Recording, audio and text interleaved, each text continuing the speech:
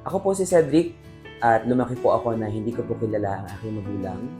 Hindi ko po nakilala ang aking ina at the very young age. At the same time, meron po akong kakambal na hindi ko rin po nakilala growing up. So, in short, ako po ay ampon. At isa po yun sa pinakamalaking bubog ko habang lumalaki. Hindi ko po alam yung pakiramdam ng may kapatid. At the same time, parang feeling ko lost yung identity ko kasi hindi ako buo. Kasi hindi ko sila kilala. Lumaki po akong inaanyayahan ng aking magulang o tumatayong ina na mag-attend sa mga Sunday school nung bata ako hanggang sa makitaan unti-unti ng potensyal na umawit.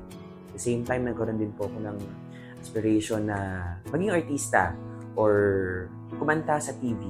Pero habang nangangarap ako at the same time, ginagalawan ko yung mga bagay na yun, hindi talaga yun ang bigay sa akin ng fulfillment. Pakiramdam ko, ang laki pa rin ng kulang, ang laki pa rin ng hinahanap ko identity. So, hindi ako naging enough na maramdaman yung kakontentuhan sa buhay.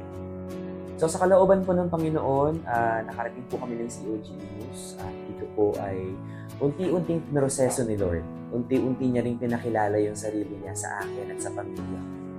At kasabay nun ay maraming pruning na nangyari, maraming inalis ang Diyos, maraming pinalit sa akin na ito dapat yung gawin ko, ito dapat yung galawan ko.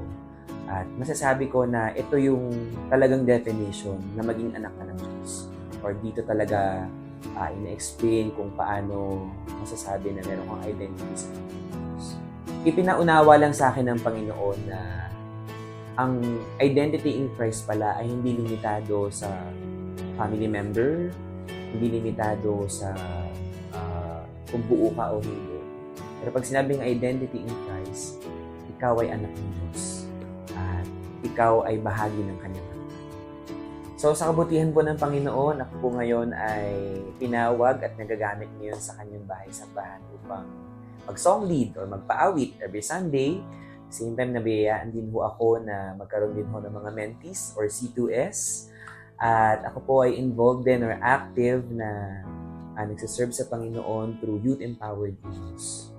So, hindi ko man po natupad yung pangarap ko na maging artista. Nagagamit naman ho yung mga talentong meron ako para sa Panginoon.